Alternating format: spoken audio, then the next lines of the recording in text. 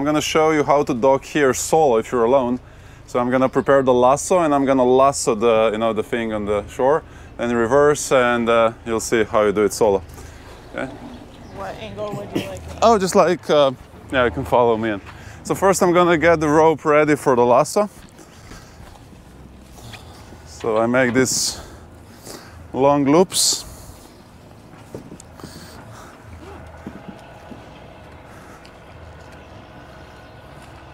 And then put in half, and let's hope it's gonna work. So I get it ready here. And then I'm gonna bring the boat. So I'm lucky because the wind is actually pushing me in. So it's very lucky.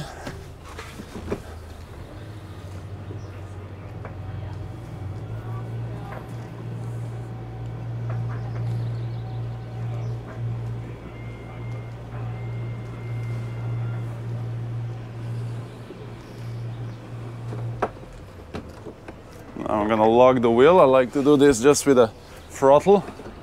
And this boat is very, how to say, rudders don't work really well at low speeds. Some other boats are a little bit better. So I have my rope right in front. Now I have to bring the boat very close and then lasso the rope over that cleat ashore.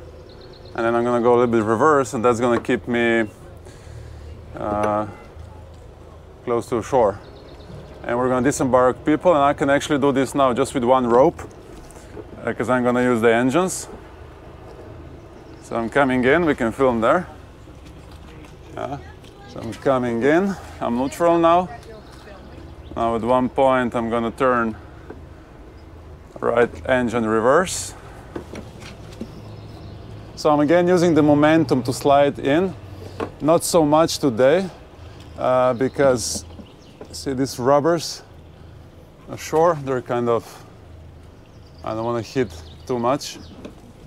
So I'm gonna bring the boat very close to the cleat now. Okay, the boat is very close, and I stop the boat and then I run. I take the lasso and hopefully I don't miss.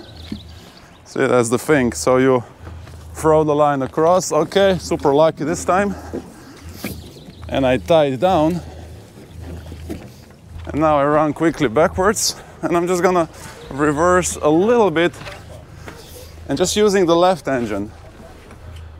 See, now as I'm reversing, we can take a look. The boat will come very close. There's a little bit of right engine also. So now just using the engine will actually, keep me. Okay, so we touched. I'm just gonna keep both engines in a gear reverse. I check how the fenders are looking. So the fenders are, it's actually perfect. You can see how nicely went the height of the fenders. And now what I'm gonna do is keep the engines reverse a little bit more on the right one.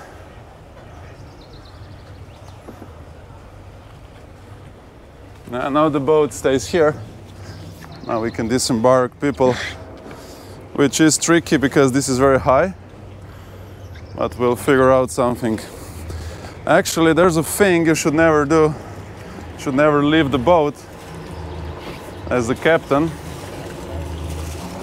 So I can do, if I want to have the second rope, I'm going to release this one a little bit to go more backwards. Now I still have the engines running backwards. See, I'm quite safe now. So I can slowly release. Now I'm going backwards. I'm also checking what the fenders are doing. They were pretty good. I just want to get closer. Okay, let's say this should be enough. So now you never want to jump off as a captain. But so another cool thing you can do is I'm gonna tie. We can film here closer. So I just tied down both ropes, right? so have a loop. So you should never go off the boat as captain, but if you do, do it like this. See, because now boat is already attached. Even if it goes away, it's attached there. I can come back, see, and the boat didn't run away. And just tension. So it's a good trick, because you don't want to, especially if the offshore winds jump off and the boat goes away, you're pulling it. But with this method, you're kind of safe. Although this is, you shouldn't do it solo, but that's how you do it. And then people can go off the boat easily here. Please. You watch the lines, you give a hand. Watch the line.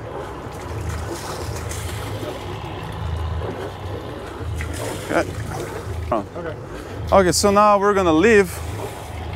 Again, I'm gonna take this rope off. I have to be quick, but you don't wanna, it's not smart to leave the boat. So always make sure these ropes don't go into the propeller. Like, it's okay, but I prefer to put it all the way off. Check for the other boats, very important. So now, because I have the winds coming from here, I just put the boat in neutral. So the boat shouldn't go anywhere. So I can release the second rope. Now, you can do this trick, see? If you're lucky, okay, lucky this time, it's much faster. Now I make sure I have two fenders ready here, because I'm gonna crash into the pier. Now the two fenders are safe, so now I can twist the boat and exit. So check around, no boats, okay. Fenders set, ropes released. So now what I'm gonna do, you can film me from here. So now, put one engine forward, one backwards. And now you can see how the boat is twisting. You see how my back is now going out. You see, I'm twisting the boat. Right engine forward, left one backwards. In front, I have the fenders to protect me. Then once the angle is good, I reverse. You can see in the back, there's just one boat coming out of the marina if we film on the back. Oh, see, so like it came out just as I was going out. So now whose fault it is? Well, you don't know. It's all good today, but you know, they actually came in when I was already in a maneuver. And you can see in front, there's a person. Do you see in the front, the person swimming in front? You see, it's a harbor. It's a busy harbor, and that person is swimming there. I have another catamaran coming in from my right, so I have full throttle fighting for the fuel station. And yeah, you shouldn't really, you can film this, film that. You really shouldn't be swimming here in a harbor if you like yourself. And now in front of us, we can see the waiting line. So there's 1, 2, 3, 5 boats. So yeah, at least like 30 minutes, maybe 1 hour waiting time. Like in high season, very often, you wait a couple hours to refuel. There can be 20 boats in front of you. It can be very windy, tricky.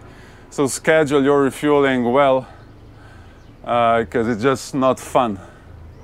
And then everybody's squeezing. There's place for 2 boats on the pier to refuel.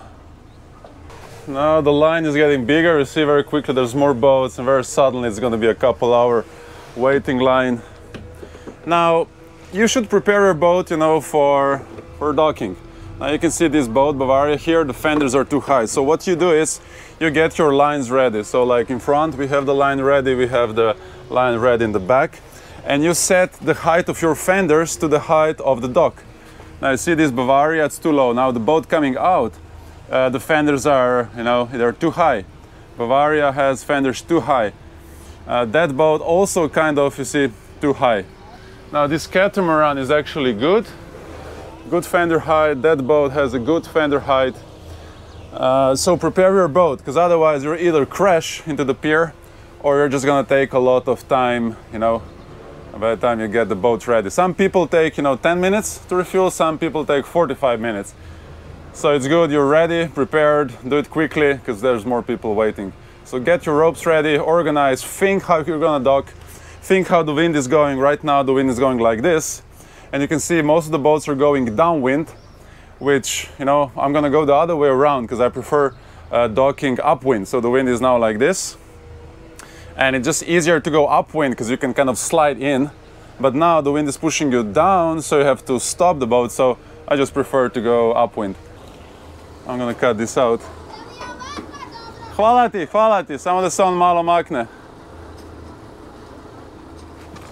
I have to check the ropes. I don't want to have anything in the propeller.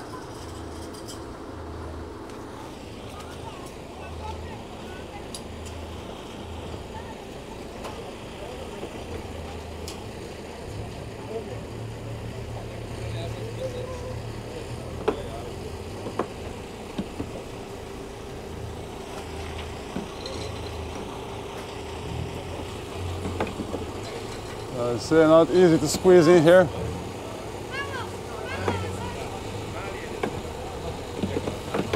Okay, so excuse me. So I'm just gonna pass one side of the rope. Slowly.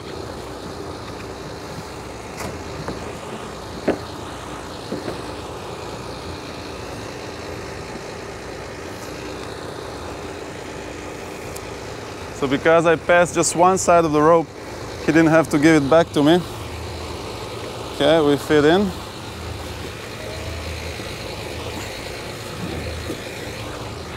Running backwards. And then again, if you pass just like this, I already have the other end, and it's much faster than giving the whole rope. It's not very lucky, the guy helped. I didn't have to do lasso, but otherwise I would just lasso here. There's no wind, so it's easy docking in higher winds. It's a little bit harder. Okay. Stop the engines. Always stop the engines when refueling.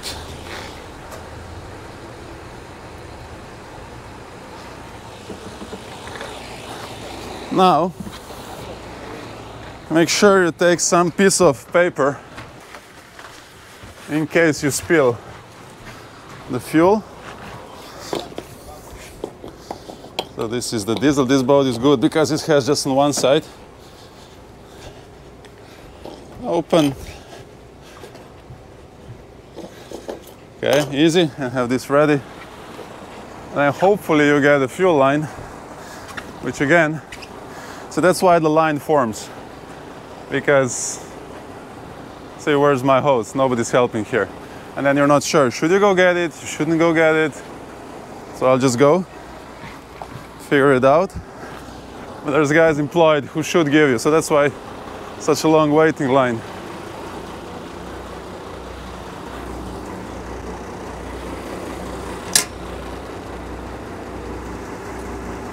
Always check that it's on zero, because many times and check it's diesel. This is a diesel boat, you don't want to mess that up. And make sure it's on zero, like it happened before that it's not on the zero. People before you pay and then you pay again and they get a good tip. So now, see, always keep it up, because there's always some fuel in. If I turn, it goes on the deck. Very slowly, put it in, squeeze. Now there's a thing. If you're gonna spill, pour some water. You can take the shower, see? And what you do, you just put some water. So you do this. It's like a good habit. Just wet the deck. Because the diesel is lighter than water, so if I do spill, it's gonna, be easy to rinse. Now the problem with this thing is if you go too fast, the air doesn't go out, and then the diesel goes foof. The meters are not very accurate, so what I do is I just listen. There's a lot of noise now from that, but I can hear, and I just hear with the ear when the tank is full. If you're gonna force it too much, it just like gets a back pressure and everything goes out. Okay, it says full. So now again, a very important part. If I just pull out, fuel goes everywhere. So you go slowly, see? Then you turn up. Always close, don't forget to close. I'll finish closing later. But now keep it up, otherwise you'll spill it out.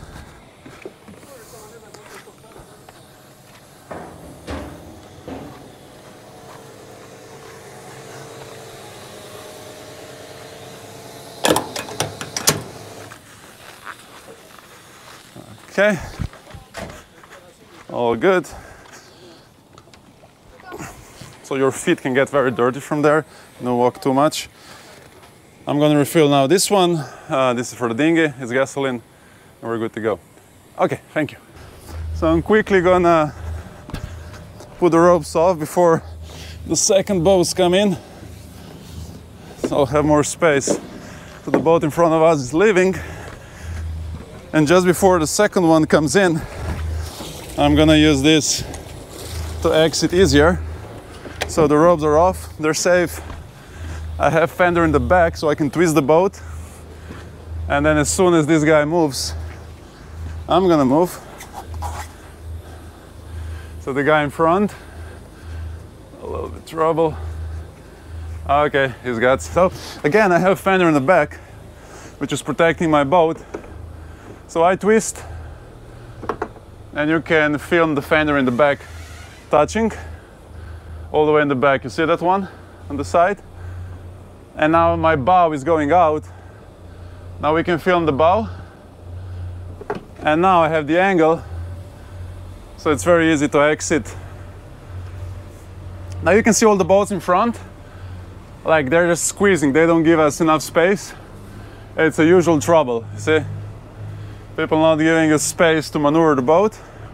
You see now going out, like all the boats are everywhere. So how do I supposed to exit? I say like there's zero common sense. Boats left and right. I found the best method is to go full speed. So then people notice you and they kind of start moving around. So we're doing a slalom. The guy on the left also trying to go up parallel. I don't want to hit him. There's a boat coming in front of us. Two small boats there.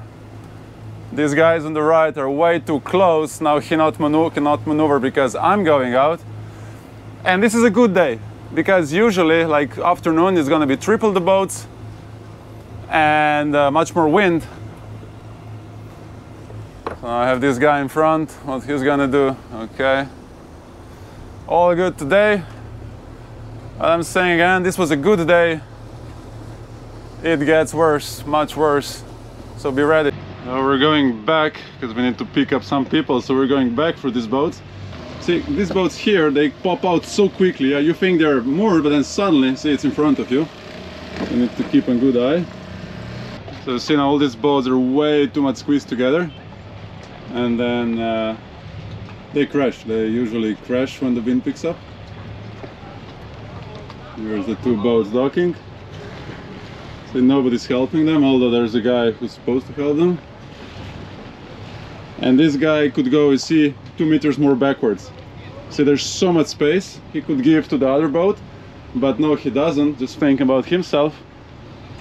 And he spent an hour waiting here, seeing this problem, right? So he was here, had nothing to do except to think how he's gonna dock and do it easier for others also. And then he does that. And it goes like this every week, every year, just getting worse. You should never do this, you see? She's pushing the boat away with legs. Don't ever do this. Like if she falls in, she gets squeezed, her legs can get damaged.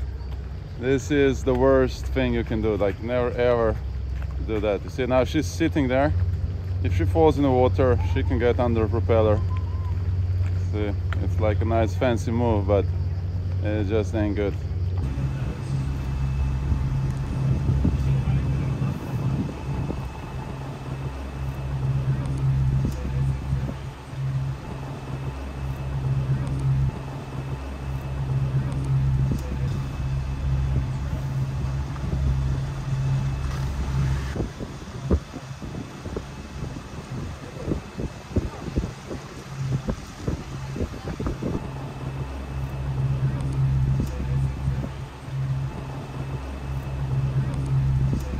This is why you need a big code 0. You see, we're going straight downwind.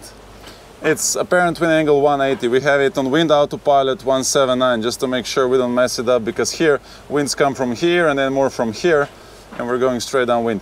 21 knots of true wind speed, apparent 14, and by the book we can go with code 0, so downwind 60 knots. So this is what the limit should be. So we're still very good. Now the question is, can you go more? Well, if it's your boat, you know, you can try. It all depends from the sea state and just how much pressure there is, you know, on the boat. When you go straight downwind, it's kind of not much pressure, but when you go more, you know, towards the wind, the pressure is getting bigger. Now, Lagoon says that you should always have the main up. You should never do this. You know, they always say you must have a main to stabilize the mast. And then I had a lot of questions, haven't figured it out yet, like what's the problem. So they say the mast is going to be pumping, which means moving. Now if you ask me, this mast is as stiff as it can be. You see, it's not moving at all. So I guess this concern is only when you have like a big wave, you know, the boat is, you know, like doing, you know, some strange stuff, and then you might get this instability in the mast. But I'm not sure about this. I'm trying to get an answer how to solve this problem and why is it, and nobody tends to know anything. I just know many people cross oceans on the catamarans, lagoons with front sails only, or, you know, just a parasail, and they're pretty successful. So it just use a common sense, you know.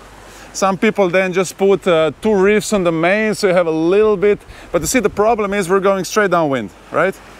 And if we open the main, it's gonna make a shade to that guy, so it's not gonna work, you see. So now only the best option right now is this, and that's what all the monohulls do. They just open the front sails.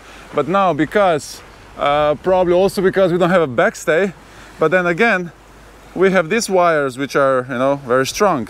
So nobody has yet given a clear answer why is it like this and how to sail the boat downwind. The problem is you go across Atlantic Ocean, yeah, that's exactly, these are the trade winds, and you want to have just one sail go straight downwind. Now solution would be, of course, zigzag. You know, have also the main up and you go zigzag, but who's gonna zigzag now downwind or across the ocean when this is easier, faster and safer? So I'm still waiting for a good explanation how to actually sail the boat downwind. But if you ask me, from my experience, this is good, this is fine, as long as your mast is happy, say, as long as you're not crashing in the waves. I know many people who crossed ocean this way and they had no trouble, so just use common sense. And I'm still hoping that some expert is gonna give us a better solution, or just design this rig like the monohulls have, when you can, you know, just fly whatever and, you know, it's good. And again, thank you Supreme Sails for making this great sail. It's so durable, it's so good, and you see, it's great for sailing downwind. You see the shape, and it's great for sailing upwind. You see the shape? It's just right for downwind and flat enough that you can go upwind. It's like they just nailed it. So we're like, yeah, it goes up to 17. I mean, the boat is still very happy, everything is fine, but just precaution, and we're go swimming anyway, so we're gonna put it down. Now, how do you put the sail down? Now, this is tricky, right? Now, you cannot just pull the rope and furl it, you see? It's not gonna work, you don't have enough power, you're gonna damage the sail. So there's a great method which I use. So now, I'm gonna start both engines and go full throttle forward. By doing this, I'm gonna lower the apparent wind angle, so the sail is gonna feel much less of the wind. Then I'm gonna open the Genoa, and the Genoa is gonna make a shade so that the code 0 doesn't feel a lot of wind, and then we're gonna be able to furl it very nicely. But again, not an easy job, needs some coordination, but we'll be good. Okay, so let's furl this thing. Number 1, I'm gonna start the engines. Also, by having engines, the boat is much more stable. It doesn't go left and right so much because of the waves. Okay, put in a gear. Now slowly I'm gonna accelerate. I still have on the wind autopilot, but now I'm gonna keep it like 175. I'm gonna go a little bit here just for the safety. Slowly accelerating, I'm gonna go to 2000 RPM each. So that's how I'm reducing the apparent wind speed. And also the boat is getting much more stable, and autopilot is, it's easier for him to control, you know, the direction.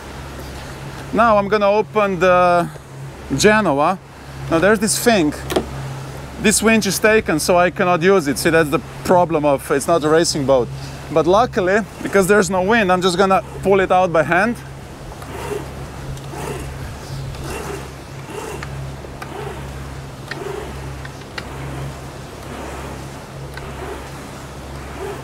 I'm going 5 more degrees to the starboard. You see, now we're making a shade to the code 0. So now it's going to be much easier to furl. So now, okay, I don't want to mess these lines. Okay, so now I'm going to release and let's start furling. See, I put it down here. Kind of control. Still not easy, he has to pull a lot. And I'm just trying to control it so it furls nicely. Okay, keep going. Keep going. Okay, good job. Good job. Was it hard? No, oh, the first bit, yeah. Oh, okay, okay. That's good. Perfect, so we've done something good. So well done. You see, it was very easy, but this job could be very, very difficult. So now let's check how we furl it. You see, because the sail was behind the jib, you don't see really well how it's furling, but you see, a good job. I'll go from the other side so we don't see the sun. You see, it's nicely furled. Could be better, it's a little bit loose, but it's a very good job for the conditions we are in. Oh, now the wind pick up, you see, it's 25 knots, much more wind than earlier. So it was a smart decision that we furled. You always reef and furl early. You never wait if you have a bad feeling. We're now getting in the shade of the island, and you can see that wind dropped to 18 immediately. It was 26 before, you see immediately it drops, and it's gonna keep dropping. But be careful, sometimes you're gonna get a valley. So there could be spots where there's much more wind, see? Like if there would be a kind of a shape to the island, that the wind's gonna go up and accelerate, you know, be careful, you can have more wind. So, but you can see just by watching, you can see if there's a lot of, it's like a lot of wind there, a lot here, but then in between a little bit less. So be careful, because you can get much more wind. It's called, these are called acceleration zones, so be careful. We just had a gust of 27, and that's what I was saying. There's spots where you can get more wind than outside, and you can see here there's a wind history. So this is wind speed. You see it just went up to like 28, you see, and then drops to 21. Now it's 23. Maybe we get another gust. Yeah, it's gusting. You see it's going up, 26, 27. You see more wind than outside. 20. Okay, it's going up. 27 was the mark. That's a lot of wind. Just because it goes through the valleys on the island, goes up the island and just goes down the valley and just channelizes. So be careful of this. Okay, there's one boat coming. We have anchored here in this beautiful place on South Mliet. And just look at the water. Like, that's crazy. Everybody's in there. The water is just right. Not too hot, not too cold. And this is now the other side of the island. So nice here. So what we've done today is there's not much wind, so we have one buoy because we want to be together. We're kind of mini flotilla. So we just have one buoy. And you don't want to do this in high winds, but in low winds it's okay. But how do you tie up the boat? See, we have one rope here. But this rope is just for, you see, keeping the boat in this direction. The vital thing is to have the spring lines, you see. Now the spring line, once here, and this is the key rope. Because now, because this boat is like on the buoy, our boat wants to go backwards. So without the spring line, you're gonna put all the load on the front line and it's gonna squeeze into the boat. It's just not good. It's gonna be rubbing a lot. So you wanna have all the weight on the spring line. If you look carefully, the spring line is mostly, you see, tensioned, and the one in front, well, we might release it a little bit, but anyway, it's not much pressure.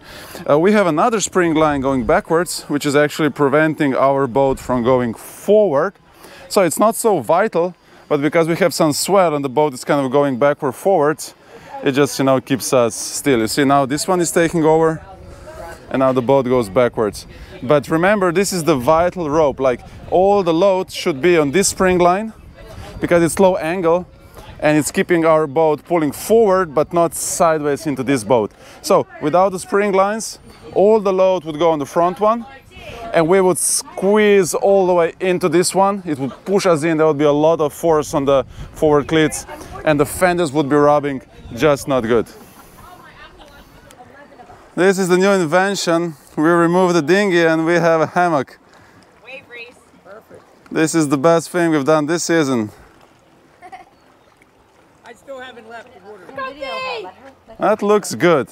Very nice. And then, what is this button for? Oh, there's a button. Oh no!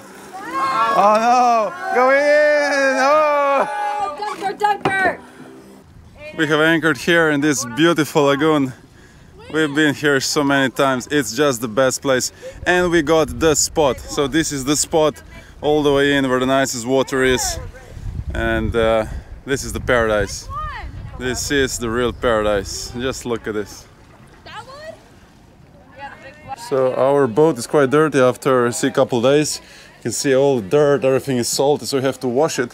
But then many times, you see, you might have only power, no water, and you're in trouble. Now, some boats do have, you know, that wash pump, but doesn't give, you know, much of the pressure. So what we do is, this is just a normal shower. And I disconnect this piece, and I connect this piece, and then I connect everything to a small pressure washer, see? And I have this long hose connecting to the shower. Electricity goes from in here, so it's safe. And it's gonna use very little water, just like as much as you use when you're showering. And look at this power it gives.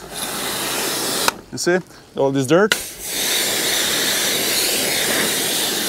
So I think I could be doing commercials for, I could be like the guy selling this. So it's so cool. So basically you're gonna use very little water, because, you know, you're only using as much as the shower can give you, which is very little. And you have a lot of pressure, so I'm gonna be able to wash all the boats. See how dirty it gets? I'm gonna use like maybe 50 liters of water, and that's what I can produce with water maker in half an hour.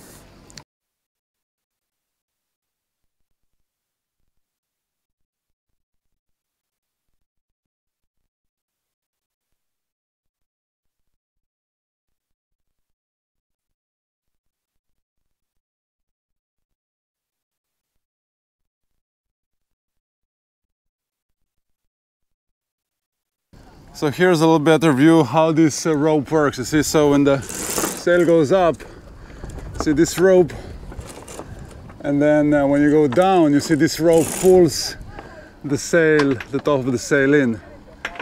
So like this. See, and then when the sail tensions, it pulls the top in. Now I'm trying to figure out what's the best distance, and just seems like this is the best method. So you put the sail a little bit up, and then when I pull down, I can see how much closer it could get, but then probably I want to have it like this. So I'm gonna go a couple centimeters, and that's probably gonna help. So this is how you're supposed to adjust, and just make a knot here, and that's probably how you're supposed to adjust this. Now finally this sail has kind of a shape we wanted. So it took a while, but now it seems like I figured out the system. So now I'm ready to go. So I'm gonna twist the boat. I'm gonna use these fenders You see, and then the back of the boat is now going out. See, I'm putting more throttle. You see, I'm slowly getting the angle. And now I go full reverse. And now the prop walk is pulling me out.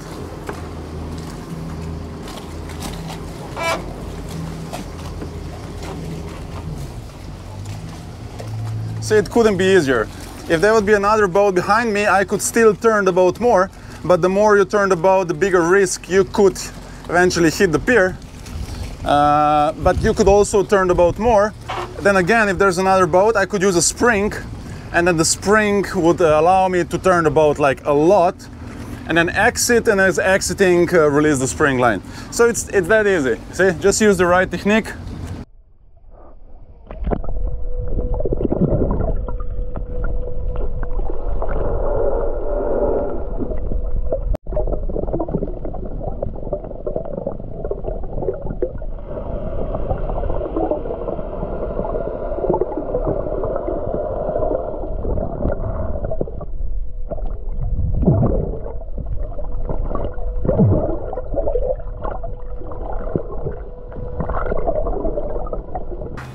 So now I'm gonna open the Genoa the way I don't like to open, which is how some people suggest, going straight upwind.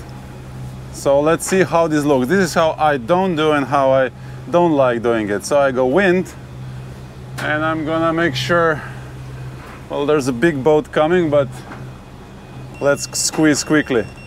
So I'm going straight upwind, which means autopilot, straight upwind, using the wind. Autopilot. I'd get my rope ready, open the stopper, put here for safety, and that's how many people like to do, and I don't. You'll see why. Because when you open, this autopilot, that's funny. Okay, let's open.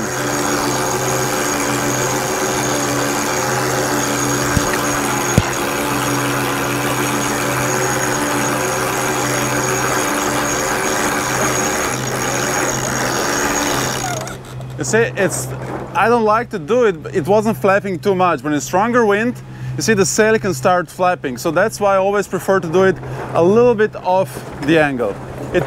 Okay, so it would look like this. We were kind of lucky.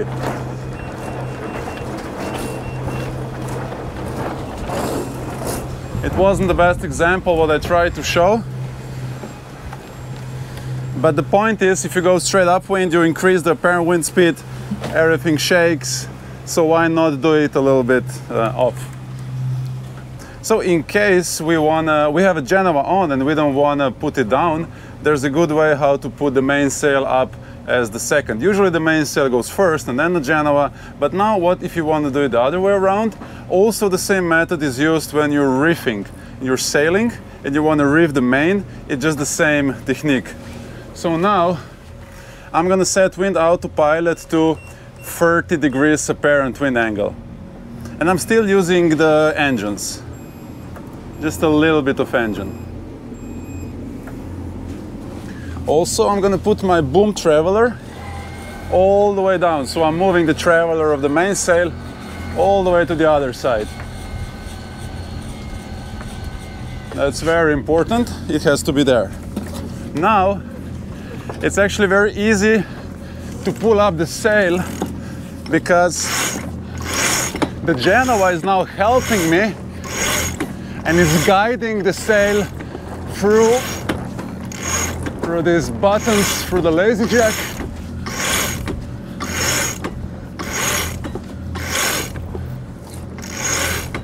Oh, this one is stuck a little bit. Okay, putting it on the winch.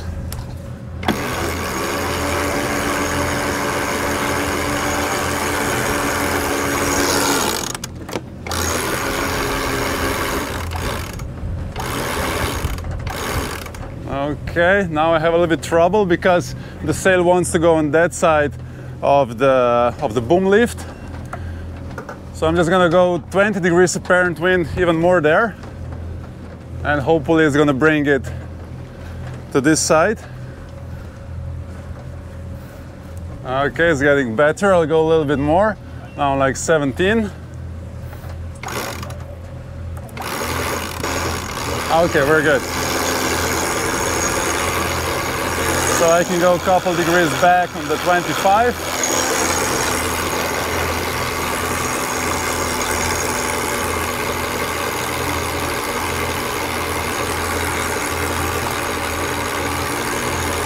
Don't forget to open the main sheet, we've talked about that.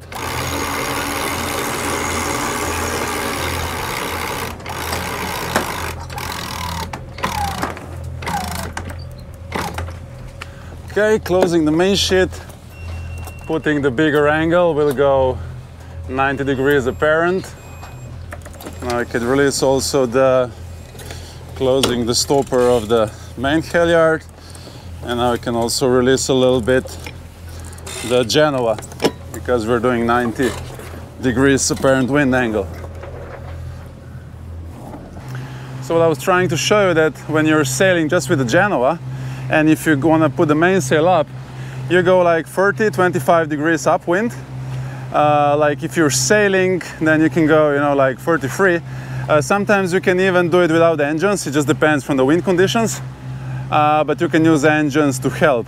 So the whole point is that you move the traveler behind all the way to the other side. So basically, you want to open the sail so that there's no pressure. And then the Genoa, you see the flow that goes through the Genoa, but it was more tensioned earlier, it goes in and just kind of stabilizes the sail, so it's very easy, you know, to pull the main sail up. So you would do the same when reefing. Let's say there's a lot of wind, you would do everything the same, the sail is already up, you would open it, and then you can release it more down, and that's how you do the reef. The reefing means that you lower the sail and you reduce the sail area. To do that, you have to depower the sail, which means the sail has to be, you know, floppy. And you do this by sailing more upwind. If you have a Genoa, you stay to around 30, 45 degrees apparent wind angle. If you're using engines also, you can go up to 20, and the Genoa is still happy. And then your sail, you know, because you're gonna release it on the back traveler, also maybe a little bit on the main sheet. So that's this line back, and then the sail is going to be fluffing and empty, and then you can work on it. So the problem I had right now is that we have to lift the mainsail on this side of the boom lift. So the boom lift is the line holding the boom up, and you don't want to cross them, because then on the top you would cause a lot of friction. So it would work much better if I had Genoa on this side. So next time for this maneuver, I'm gonna have a Genoa on this side, and it's gonna be much easier to put the main up without crossing the boom lift and the main halyard. Anyway, not much wind now, so not the best demonstration, but hopefully we get better conditions. So now we have 15, 16 knots of wind. Time to put the sails down. We'll do it the nice way. So getting the engines ready. Starting the engines. Okay, I'm putting the traveler of the main down. So putting the sail all the way out. I put a little bit of speed, just like, so I have now 1200 RPM. I get my furling line ready. Don't mess all these lines. Put on the winch. Okay, take the Genoa in the other hand, check all the boats and steer downwind.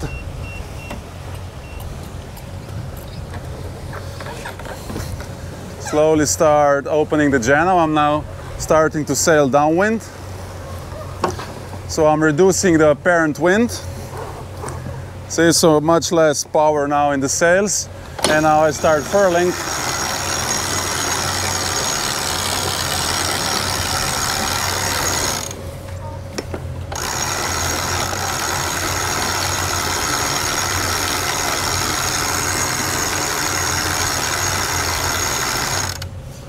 This was so easy because we reduced the apparent wind speed. Now for the main, unfortunately, the only way is to go again upwind. You better check all the windows are closed. We're gonna turn upwind. Now we need more power because upwind, you just need more power.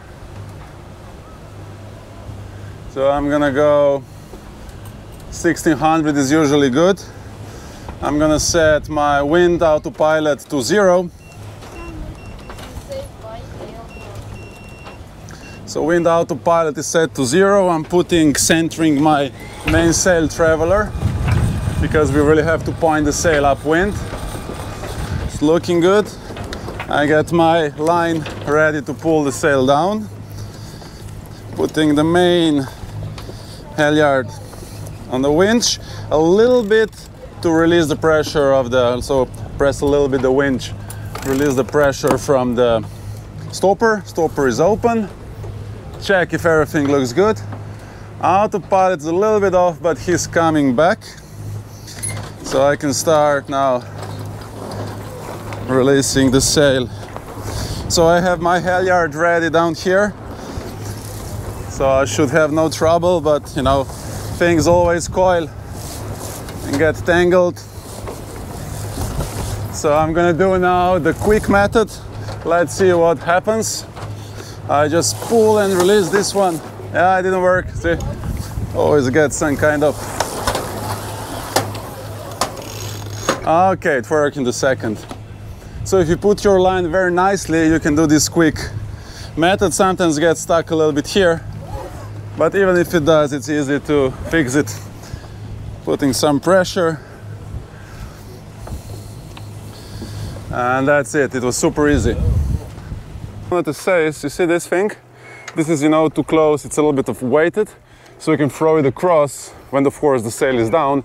So you close this lazy jack back, so the UV doesn't destroy the sail and that the rain doesn't get in. You know, you should close it every time. Now, if you leave it hanging here, see what happens? Happens something like this. And then start pulling this rope, and it's gonna go in. See, and it's gonna get stuck, and you're gonna be miserable. Happened to me many times, so I keep an eye on this. You see, all the other ones I put in, but this one somehow find a way. Especially the one in front is very prone to doing this. And another thing to look for, you see these pulleys? Sometimes you just get under, and they get hooked. And you brake. See, they're kind of too close together. Like it's, you know, it could be a better design, but it has happened before that, you know, it get under. People start pulling, things break. So this is the spot to look for. Such a nice sail. Thank you so much, Supreme Sails, for doing this amazing job. This is just the best sail. I just love it. It's exactly what I would have. Best material, the best shape. It's like brand new, even after using it a lot for now the second season. So good. We were very lucky that in Croatia we have this weather radar, so I can just observe live, you know, how the storm is moving. So I don't have to guess too much. I can get a pretty good idea what's going to happen. If I wouldn't have this, I would be pretty scared. Would probably just, you know, stop sailing, go for the shelter. Although it does kind of obviously see it's moving there. So you have to observe if it's going your direction or it's going there. But it seems like we are gonna pass it. Another thing I just noticed, you see, looking at my wind history, you can see that wind directions shifted a lot. Now that's the sign. You see the wind speed is still similar, but it started shifting, which is actually good for our speed because we're getting wind more and more from the side.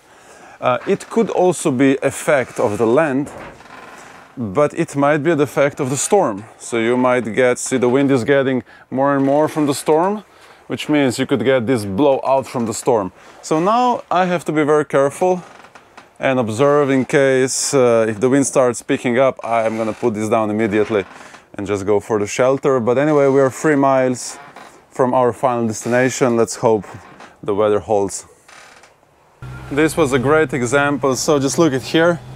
You see how the true wind direction started like more and more shifting, and that was a clear sign that something's going to happen. We get a couple drops, and immediately we were ready to put down the code 0 because, you know, obviously the wind is coming from the storm now, and it can be anything. It can be 20, 30 knots, 5 knots, you never know. So you don't take a risk. Another secret spot. So we docked here at this spot What a nice place. Small restaurant. You can catch fish only. Look at the color of this water. It's like, it's insane, it's unreal. Just look at this. No people here, very remote island. Just look at this water. And it's gonna be just us. And there's another boat coming in front of us, and that's it. As good as it gets. View from the other side. The water is just amazing. It's just amazing. So we docked at this pier and we have a bunch of lines because there's another boat coming in front of us, so we had to squeeze backwards as much as possible. So you can see that our back of the boat is sticking out a couple of meters. So basically what you do is you use these spring lines, so we have forward and backward spring, and that is keeping the boat from going forward and backwards. Now this one is keeping the back of the boat so it doesn't go out, and then we have one line in front which is kind of keeping, you know, the bow in. Although it would be nice to have, you know, rope like this also, because now if you would get a very strong wind pushing the boat in this direction, you would need like, you know, one line going like this, you know, to pull it in, because this angle is good for forward and backwards. You see, like all the lines are just like mostly for forward backwards.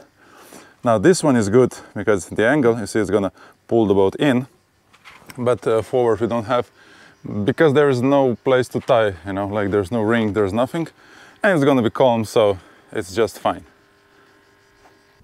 Another perfect spot here, sailing in Croatia, island Mljet. Just look at this lagoon.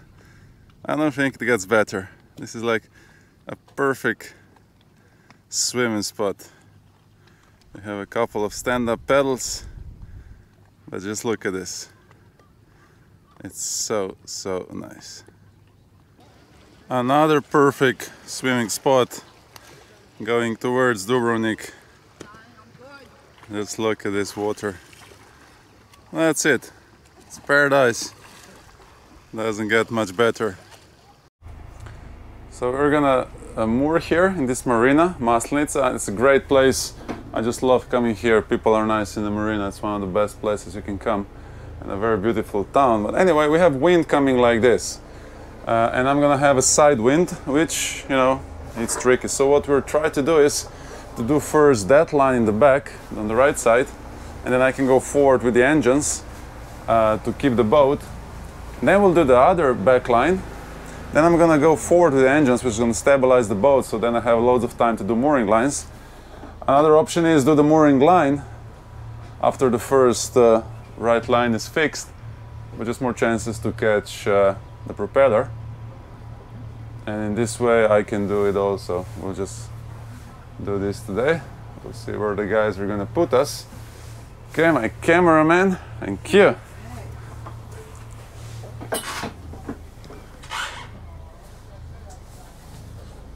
Okay, so this is gonna be easy because I'm just gonna use this power boat behind to lean on. So basically the wind is pushing me, the boat. So the wind is pushing me against this boat. So I'm just gonna go slowly backwards, and then the wind will bring me to the power boat. So I can keep even more distance, because the wind will push me sideways. So this is like a super easy docking now. All I have to do is, you know, I have to come in, and I can have a lot of space on the other side, because the wind is gonna bring me, and I'm just gonna lean on this power boat, and we have dobro. O, super. O, idem. Koliko još ima? Dobro, ćeš sad baciti polako. Evo. Da sad mi ovaj možeš, ne žuri nam se, možeš ovaj vezat. Samo ga ti veži, pa ćemo onda ovaj lijevi stražnji vezat i onda ću ja mooringa, ne žuri nam se uopće. Ćemo polako. So there's no hurry now because we're leaning on this power boat. The wind is pushing us sideways. We have a lot of time to put now the back. Aha, nisi još lijevi vezala iza. Okay, dobro. So we're going first now with the mooring line because the guy from the marina gave it to us, but it's all good. Just more work for my crew because I was about to do these mooring lines. So all I have to do now is keep the boat not crashing backwards to the pier, and I have this camera here which is helping me right now. And I'm also observing the boat next to me. I'm observing the power boat, and I have a good, reference where I am. So I'm just like try to stay aligned. This is very easy docking now. And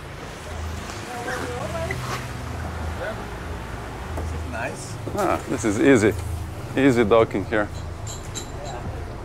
You just lean on.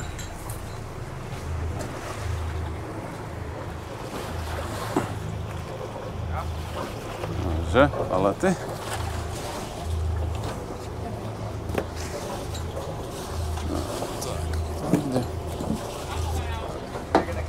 Ja, hvala ti. Ups, hvala.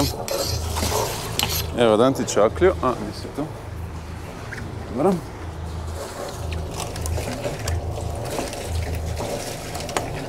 Šta ti je rekao za mooring da ga vučeš? A? Se čujemo? Halo? Izgubio sam te. Now the trick is like kind of push the boat away. Okay, very good, very good. So the good way is to use a hook from the other side. So I don't want to put, break my back pulling this. And because I keep a distance far away from shore, I'm just gonna do it gently and then go reverse with the engines. I'll check this one. Just like make it easy. You don't want to pull this. The boat is too heavy, so I just go gently.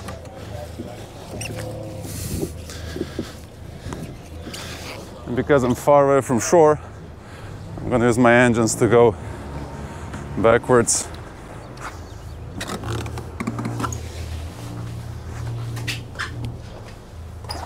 Okay, to see the distance.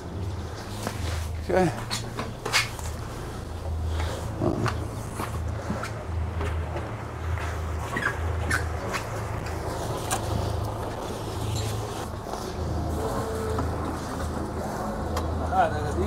Ili ideš to foru, čeka da ga evo imam, možeš spustiti? Da. Pa sad ti ga opet dignem, pa ti ga primi. Evo sad ide sam, sad imaš sam, evo super.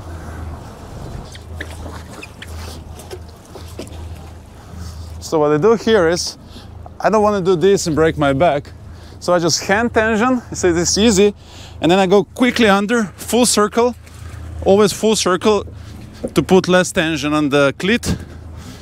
That's it, very easy. And now, we're gonna put engines reverse. We're gonna tension the mooring lines and then tension the back line. So that's the trick. You don't wanna pull this by hand, pull that by hand. So now we're gonna just gently reverse, but I have to watch so we don't crash. Može, može.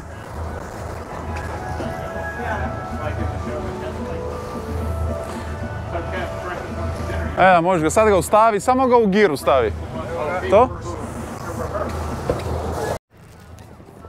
So we're gonna leave this marina, and you can see we're squeezed between the boats. So first thing, check where the wind is coming. So we have wind coming from this direction, which means this boat is not a problem, but we're gonna crash on this one. So a good trick I do, because we're squeezed, you put your big fenders out, because you don't need that many fenders, right? So this fat one, obviously, is gonna cause a lot of trouble. So see, when you're squeezing through, this one's gonna get in trouble. So what you do is, you take this one out. Let's go here. So this one, you just keep it here. and you're gonna have much less trouble going out. Now these ones, theoretically, sometimes you can also put yours out and just use the ones from the other boat, but just in case, we'll keep these ones in here for today. Now let's check the other side. See, because the problem is there's mooring line, because the wind is pushing me here, right? So I have to be careful on this one. And then the fenders, you know, they tend to kind of get hooked like here. I can already pull this guy over, you know, so less trouble. Now on this side, I do want to keep this guy, you see? Because as I'm going out, I'm pushed to this side, and then I have to turn up, so this buoy will protect my back. Because once the back of the boat is here, see, and I want to turn, I'm gonna hit here with the back of my boat. See, this is the vulnerable spot, so I want to have my big fat fender here, which is gonna protect me. So another thing is, if you go slow out, you're gonna crash. See, if I go slow, the wind will push me to this mooring line, catching the propeller. So you have to go fast, but if you go fast, and if some of the fenders, they get stuck or whatever goes wrong, then you make a damage. So slow, not good. Too fast, something goes wrong, risky. So you just have to figure out something in between. Basically, I give a push, you know, I don't start slowly. I just give like boom to get initial speed, then slow down, and just like with some normal speed, get out. If you have speed, you're not gonna go sideways so much, and that's all the trick. Now, well, you have to practice. So now giving the camera operator, and we'll try to do everything as nicely as said. And this is so cool because we're talking now, you don't have to yell, we just whisper, we can tell some jokes, you know, it's so cool. Nobody can hear us, it's just us on the channel. Dobro, ovaj možeš sad odvezat, so we're gonna let out this rope because we don't need. And it's very easy, once you remove this line, you see nothing happens. So just take your time and make sure you put this line away so it doesn't get tangled in the propeller. It shouldn't hang like it's hanging now. So she's gonna correct it now. So like you make sure it doesn't go in the propeller. Great. So now she's going forward for the mooring line. And again, we can just drop it in, make sure it drops down and it's not hanging from any fenders. And at this moment, I already have to be ready to push the boat forward because we might go backwards as the wind is pushing us. So now we're going to do the other mooring. I like to put moorings before the last stern line just to make sure they sink in.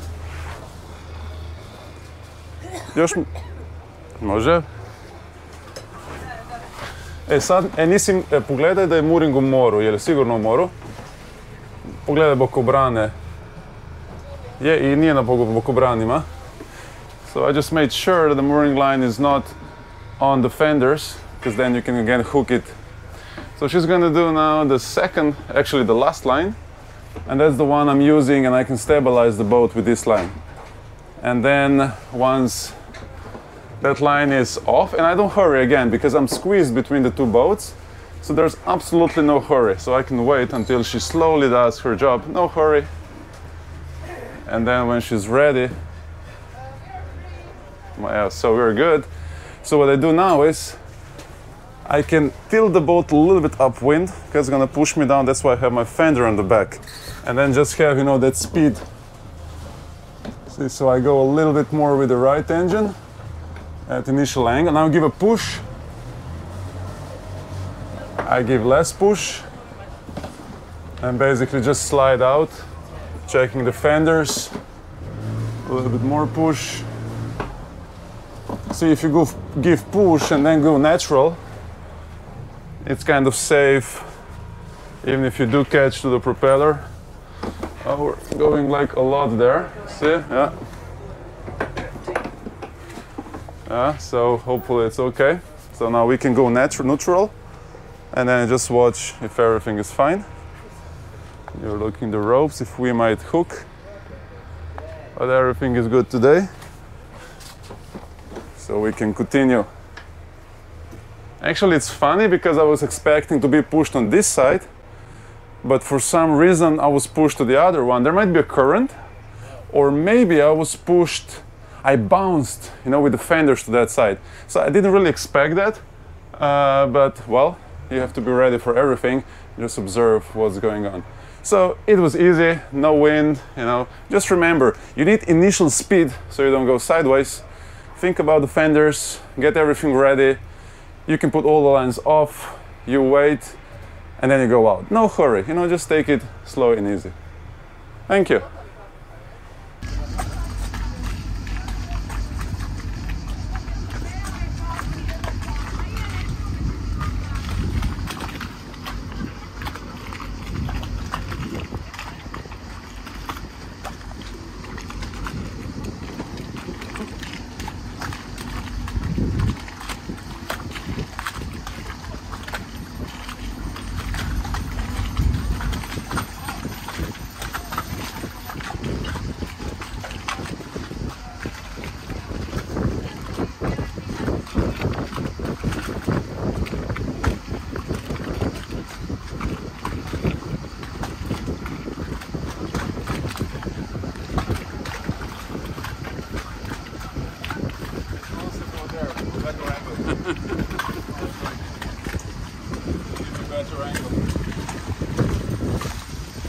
That side, but no clue, obviously. No clue.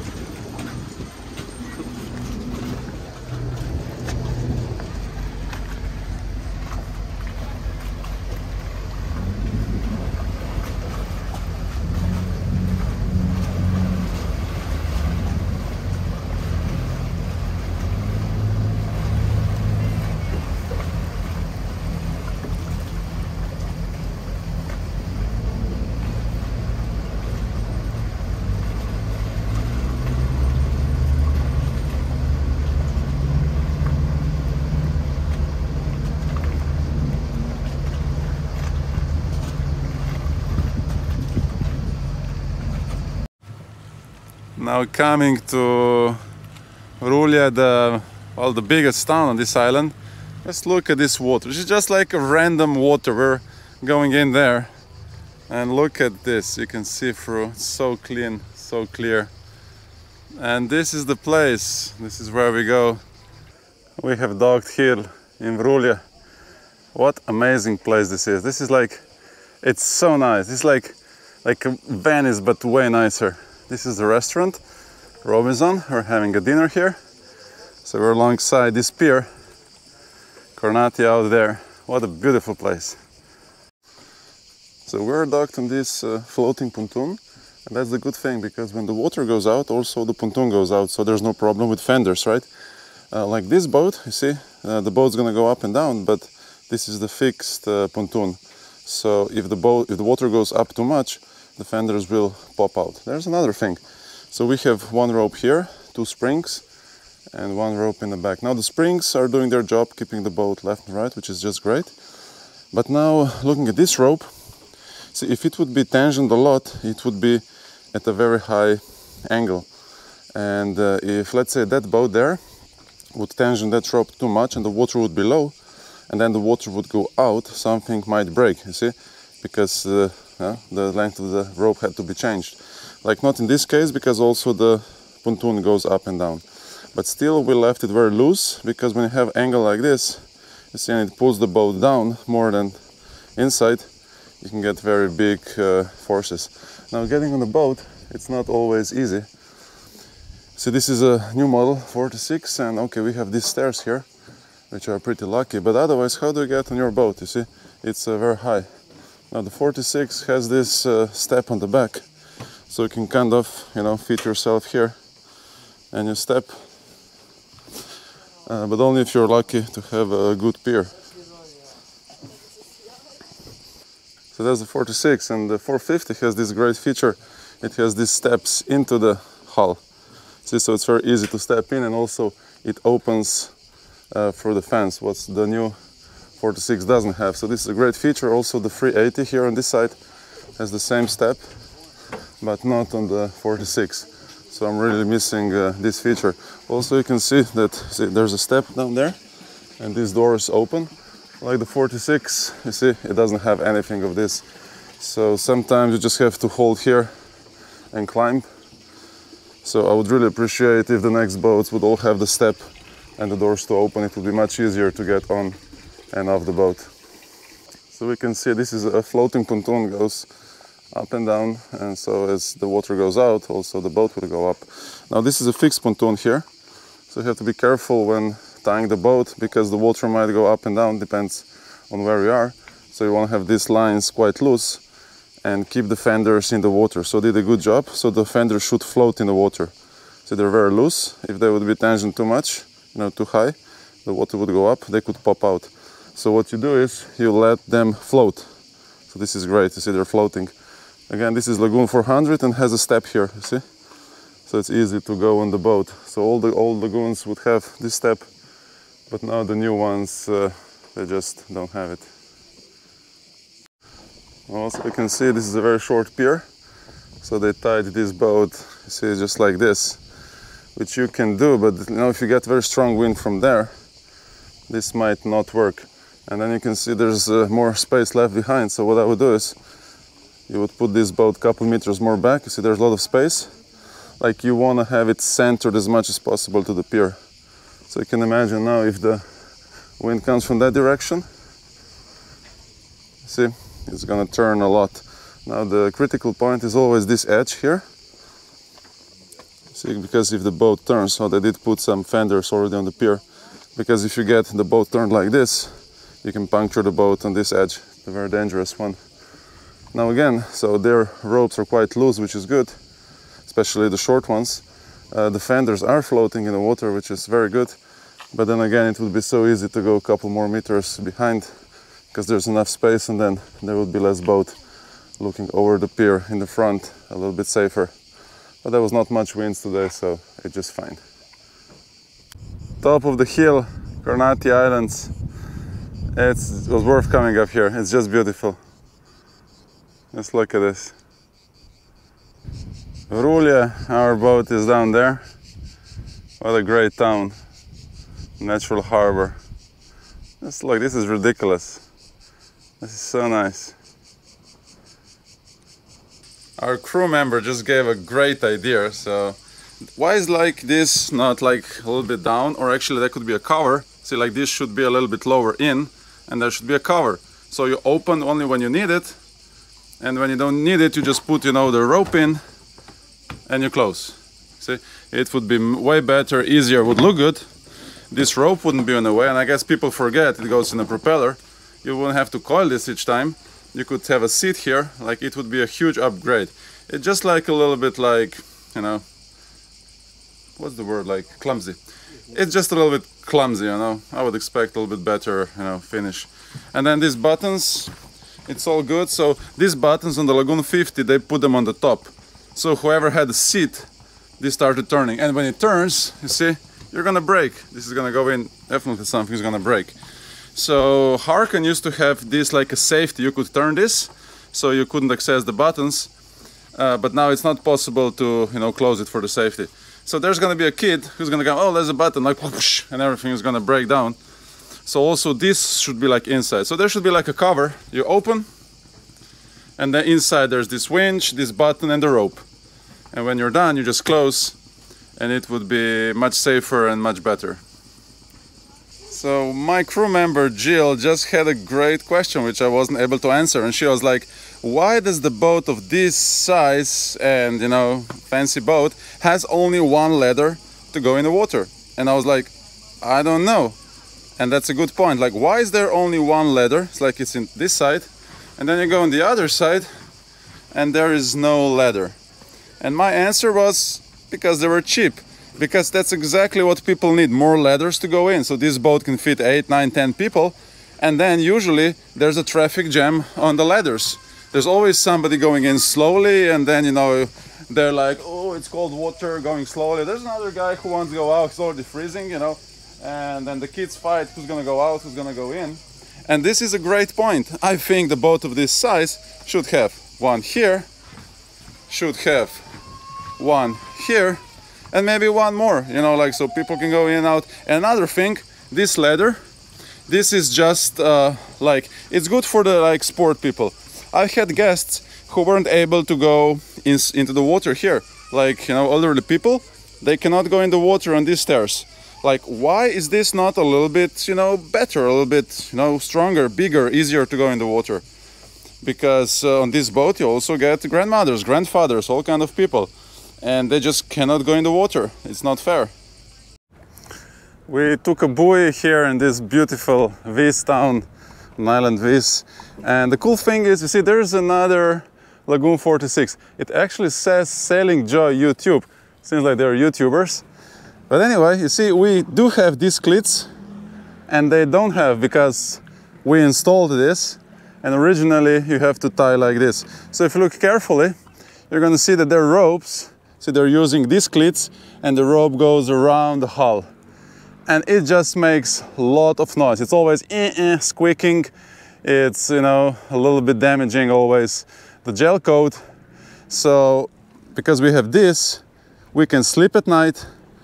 There is no, you know, like squeaking and whatever. And this is such a good solution. So now we've had this for 1 season, and there was absolutely no problem with it regarding it is strong enough, not strong enough. So this is a really good solution. It's now tested, and I've just seen that on the new XS catamarans, which is, you know, kind of sporty Lagoon. They have just, I was on XS 11, they had the forward cleats. Yeah, this is so cool, finally. So the thing, you see, if the buoy goes down, it's actually a good sign.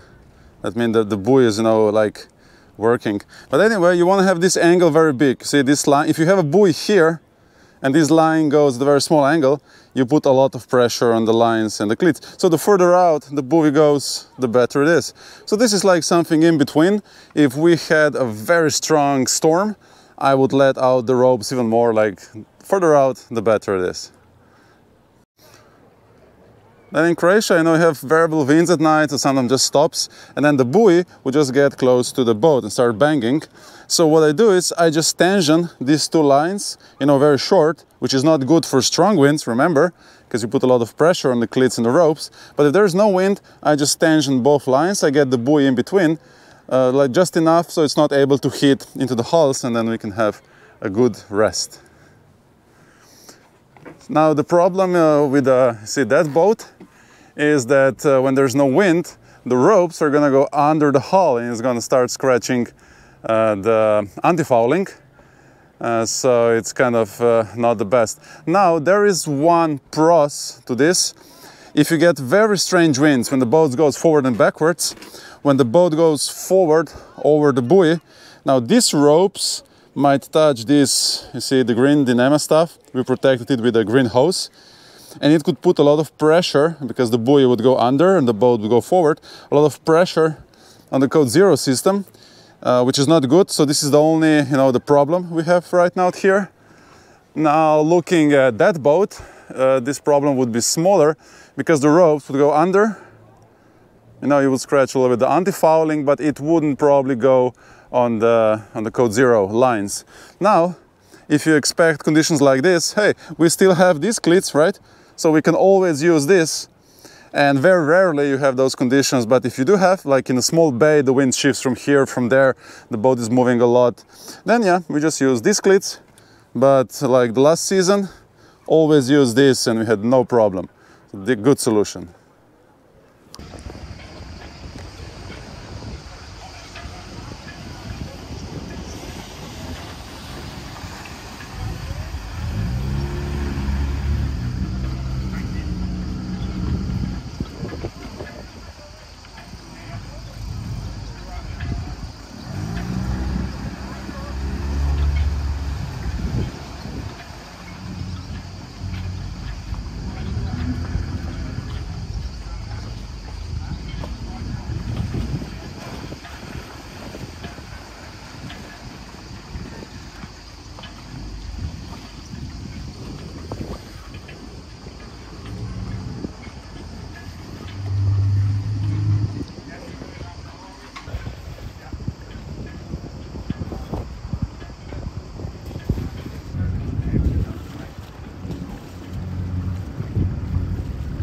We're docked here in the marina, and we have 1, 2, 3, 4 lines. So these are called the spring lines, and they go at a very big angle. So the point of these lines is to keep the boat from going left and right. So if this line, instead of going there, would go here, and to prevent going sideways, you see we have a very high angle, it would make a lot of force and also pull the boat backwards when it would be, working. So that's why we want to have like very low angle, and that's how it's holding it like going left and right.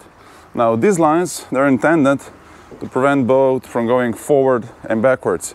So and it's like on a very high angle, so it's doing this mostly and not much of this. So if we only had these two lines and no these side ones, well, the boat wouldn't go left and right. It also wouldn't go forward because they would take of course the load, but there would be a lot of pressure on these lines, like too much.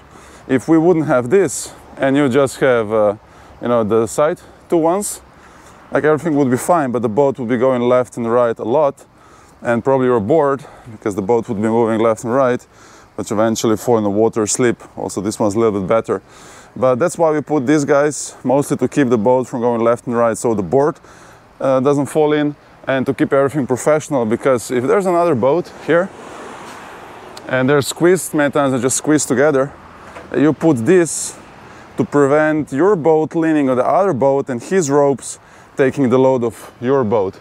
So you can take this example. See, these boats are, well, they're not literally touching, but let's just say we had a strong wind from here and this boat has no spring lines, like people usually don't put them, has no spring lines. So this boat could like lean on this one, which happens a lot, and if it has very loose ropes, now this boat will take almost all the load from this boat on just two lines. So it's not nice, and they're rubbing, and these ropes and these cleats are under load, and this one not so much. So it's for the board, and it's to be professional, not to touch other boats. The trick with electricity, you see, I always go full turn. So if somebody hooks here, this is quite good here, so it's not going to pull out. You don't want to go directly there. And always plug there first and then here, because this is hot. If you plug in first here and you go there, it falls in the water, it's worse than plugging there first and dropping in the water, because see, this is where the current comes. And when you're unplugging, you start here, take this out first and go there. You don't take that one because it falls in the water. It's not good. And of course here we also have water. Water is great to connect, fill up the boat. This is the ACI Marina split. It's in this valley, and there's like a river coming in, so it's a little bit colder and fresher water. We're in flotilla with the Lagoon 42 this week. They're coming into this Šipanska Luka. Such a nice old place.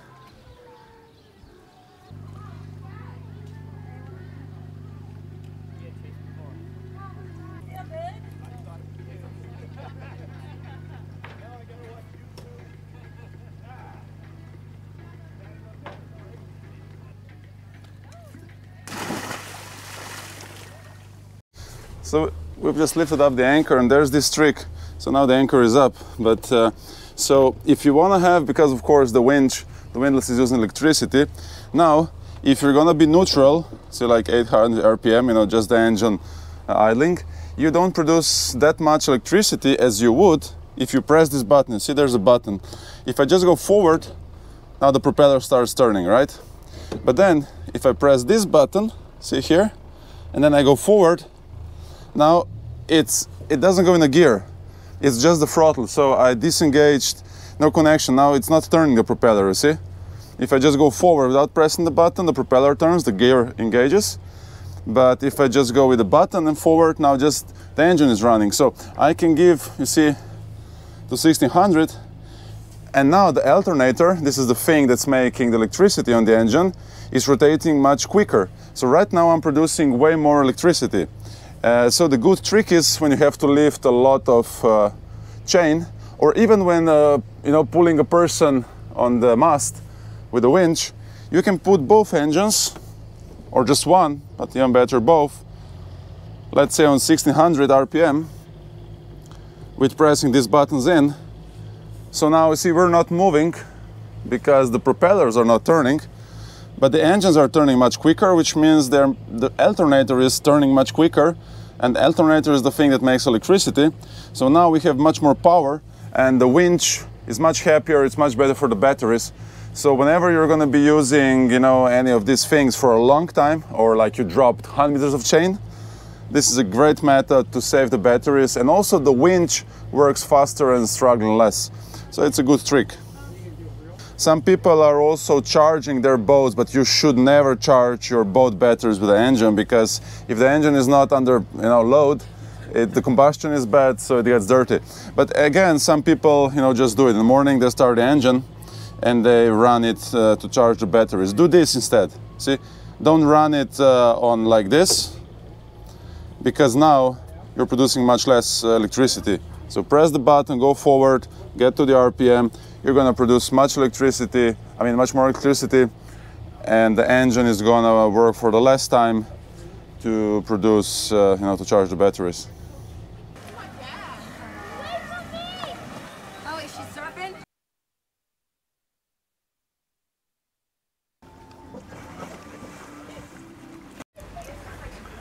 We're flying the coolest sails ever.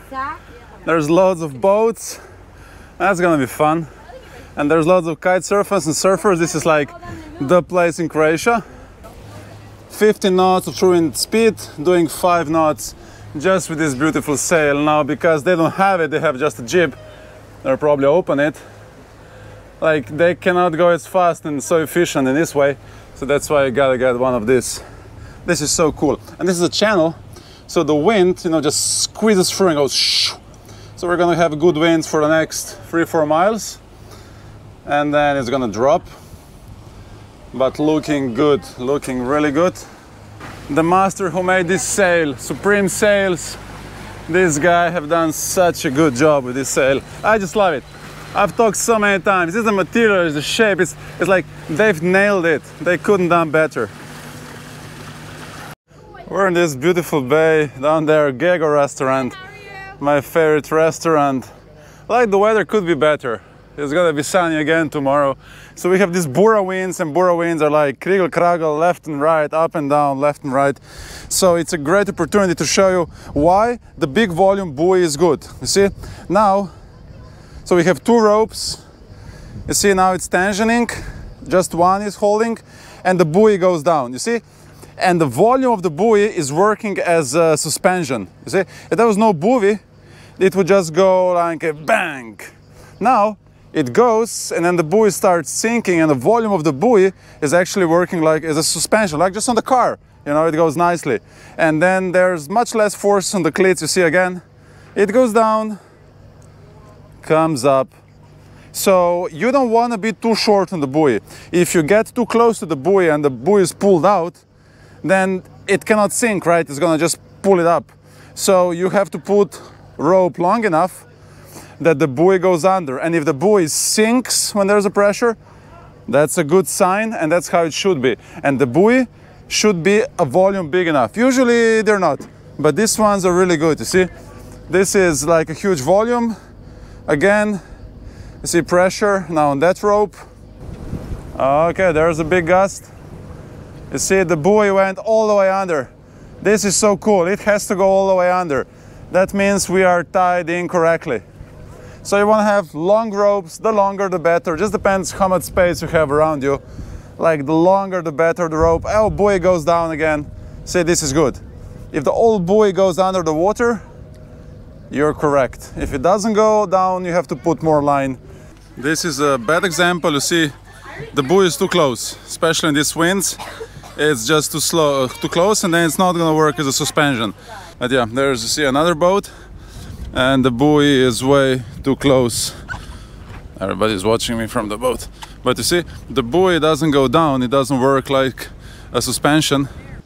This is another way how not to tie a boat. See, this buoy is way too close and the ropes should be extended.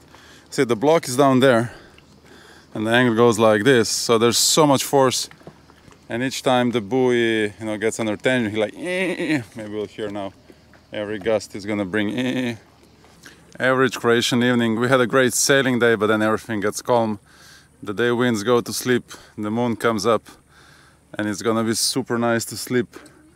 There's a sunset, we had a great dinner, and then all night it's gonna be calm like this. We're gonna wake up in a calm morning, and then we're gonna get afternoon winds again. Paradise.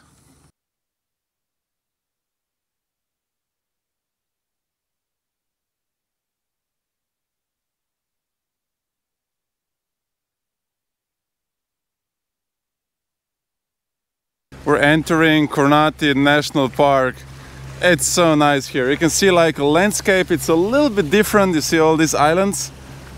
Not much vegetation, although I think it used to be here. Such a nice place to be here.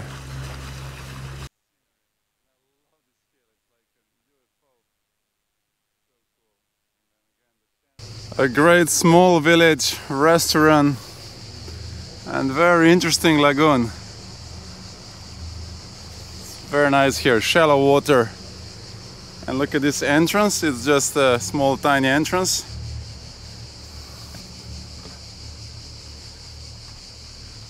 We stopped for a quick swim in this beautiful place in Kornati Islands.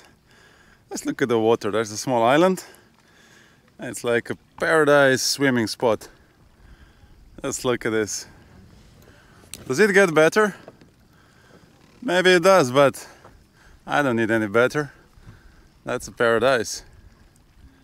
These new fans, they make a difference. Like this is a joke. That's what you get with a lagoon. This is just making noise and doing anything. Now it should be at least this size, and you could easily, put this size up here, and this does make a difference. We have another one on this side, this one, and it just makes such a huge difference. And now we have this one. We just added it.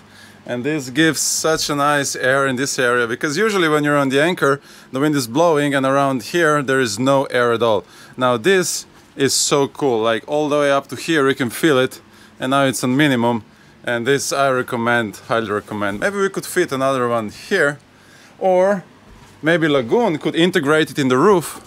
So I'm sure they could put a very big one, integrated inside, so you cannot put your finger in, put kind of a mesh, so that the whole roof would be, slowly turning fan. You wouldn't even hear it, and it would just give a nice breeze. And I think this is a great idea. I just gave it to Lagoon. Maybe they'll do it. We have just anchored in this beautiful bay on fire. It's just one of my favorite one. Look at this water. It's actually much nicer. The sun is not very high now, so the colors are not there yet, but this is the place. And yeah, we dropped an anchor. I'm not gonna talk about anchorage now. I just wanted to show you this beautiful place here on Island Fire. I just love it. The big storm just passed. We were so lucky, we were on the edge. But now I'm watching this sky, it's so blue. See, there's a storm. It's going away. That's a big yacht, it just got blown away. Couple boats looking for the shelter. We're just lucky, because down there it was really bad. It just passed. So what we did is we just found the best place we could in this bay, and it says mud, so it should be a very good hold, and we just dropped all the chain we have. That's what you do when there's a storm like this. So the storm coming from there, so we find the shelter from, you see, this side of the island. And we just drop as much as you have chain, and then you pray. Lucky this time. Look at the colors. We're in this nice bay, and during the night it's very calm, but now the winds pick up, and there's a good lesson to learn. So I've said before that sometimes, we just put, so this line goes to the big concrete block, a little bit of chain, and then there's a rope. Now sometimes we do go on the middle one, you see? This is good only for very light winds. It's not the most suggested thing to do. Sometimes it's good when there's a buoy, and then you can, it's not gonna bang into the hulls, because you can keep it in the middle. If you would put it on the side, just one line, then the buoy might hit. Well, we came here yesterday, it was very calm, and the owner of this mooring insisted that we put it very short and over the middle one, so that's what we did, because there's not much place, around during the night when all the boats are turning, so he didn't want us to hit. So that's what we did. We made this mooring very short, so this black line was actually almost going down. There's a big concrete block, a little bit of chain, and then this black line, which was great for the night. Now in the morning the winds pick up, and I had to let out this line so to get some angle, otherwise it would break. If the angle would be like this, we would just break the cleat, because you need so much force to, you know, pull the boat against the wind. So I let it out. Now the angle is not that bad. Then again, see, sometimes I put it on this cleat, although they say this is not the strong point, but in the light winds it works. Now in strong winds I didn't feel comfortable, and also the boat is swinging left and right a lot like a monohull, and each time it swinged it put tremendous force on this part, just so I just wasn't happy with this. So that's why I put just another line and I attached it to the mooring, and I just used this knot which is used for the fenders. So I put this knot there on the mooring line, attach it here, and now we have kind of Ypsilon, we're much more stable. I have now attached the second line, and I released a little bit the big mooring. So again, I just attached it with this fender knot, and see, we're good. We're so lucky that this line, you see, it's like very rough. So there's a very good hold. I did this knot, and it's working, you see? The black line, see? It's very loose, which means that the knot on the mooring is not slipping. This is a great example of the rope being wrong. You see on this side, it goes around, so just making noises.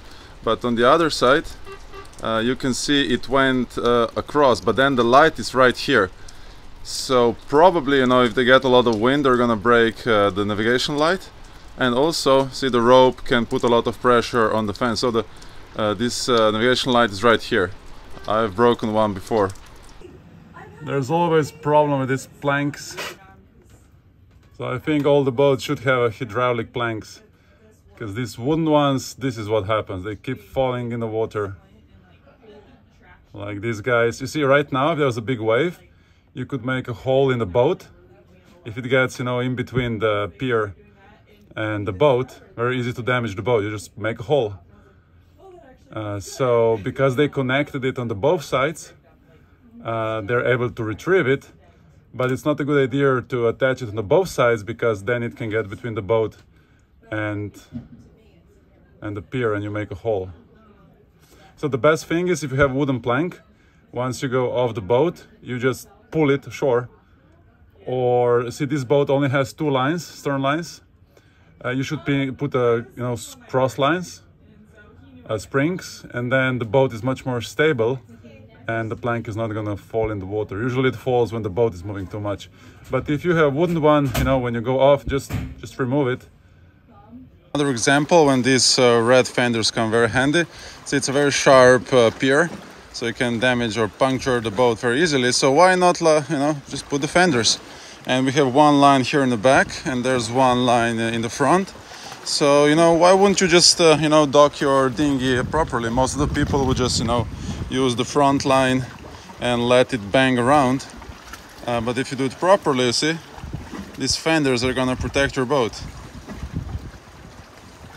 This is the front fender, and you can see how much it's scratched. And if it wasn't for the fender, it would be the whole front of the boat. So it's smart to use these fenders.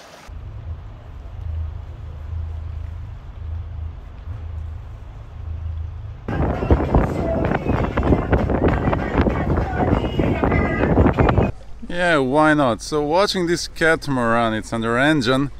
Look at the mainsail. It's like, what are they doing? This is like not all the way up. It's kind of in the middle. It just looks a mess. Like, why would you do that? The skipper there is having so much fun. The mainsail is just like rubbish. Like, hey, just put the sail down, please. Please put the sail down. Or fix it, or like just don't have it like this, please.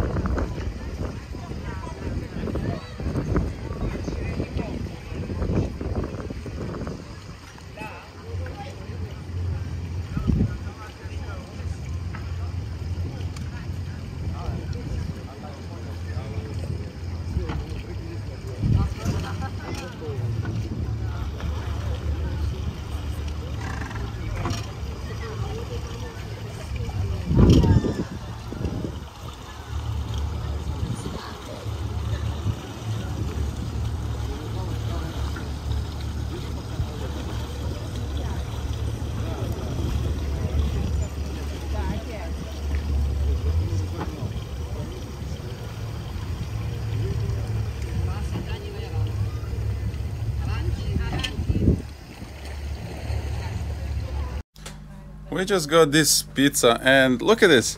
It just fits in here, you see? It just fits. Tuck. So it's not gonna move, you're not gonna lose it. It's just the size. This is like a pizza size. And I just figured out it has to be Italian designer who was making. Italians are a great designer, they do one of the best design in the world. And had to be Italian guy because, you know, the pizza has to fit, otherwise no good. And now I have another question, you know, like if you buy a Ferrari and it's Italian designed, does pizza fit in a Ferrari? You know, maybe in a trunk, it just fits inside? That's a good question. We have only Genoa up or Jeep and using two engines. So this is called motor sailing. So why would you do that? So we are crossing now from from Buckley Islands to Brach. And we're trying to catch the early fuel station before it gets crowded. There can be a very long waiting line. So there's a little bit of wind. And you can see the apparent wind speed is 7 knots, apparent wind angle is 35. Now you can see that the true wind speed is 4.5 knots. So there's less, we make wind, see? There's less wind that we think. So the true wind speed is 4, but there's 7 apparent because we're using the engines. You can also see the angles. The true wind is coming from the side of the boat, but we feel it from here. So if we stopped, we would have wind from here, but because we're producing, we have wind from here, which is called the apparent wind. So just like, let's say there's a lot of, like you stop, and you feel some wind blowing it in front of you, and you start sprinting against the wind. You will feel more, of course. If you start sprinting away from the wind, you of course will feel less. And when you're moving, whatever you feel, it's apparent wind. So it's just the same as the boat.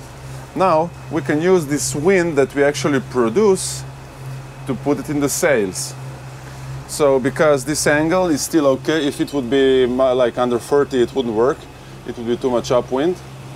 But now we're using these 8 knots to give us, you know, some speed.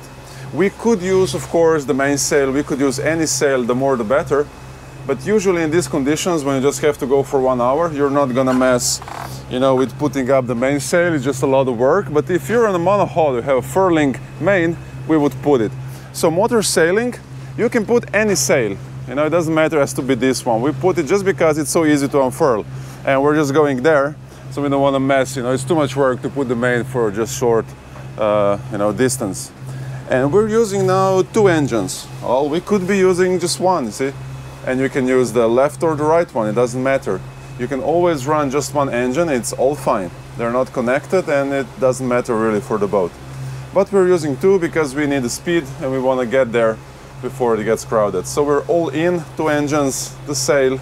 We could also put the main. And what's the difference of motor sailing or just, you know, with the engine? This sail now gives us a little bit more speed and reduces the fuel consumption a lot.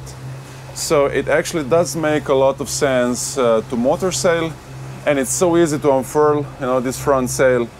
So whenever you have a kind of good angle, I think you should just do it, and you go for more than like half an hour, 1 hour, and you will reduce fuel consumption a lot.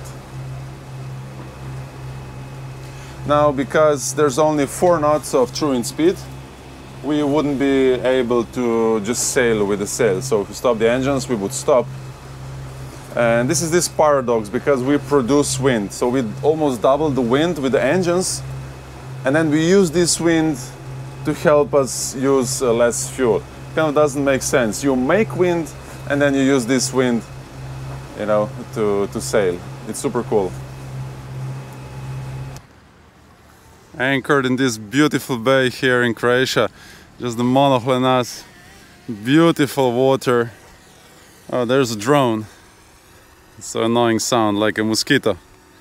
Oh, we're gonna get some nice shots. And then afternoon, we're now waiting for the day winds to pick up. They're already coming, and then we can sail to Split, 10 miles. This is one of the nicest bay around here. Have a nice beach, best water. And this is the restaurant Gego. It's one of my favorite places, top spots here in Croatia. The best food on the beach with this view. It doesn't get much better. And this is the view you get here. The best view. See, it has Gego. And that's the view you get. Family run restaurant for many generations. It's like how it should be. Very like home feel. This is inside.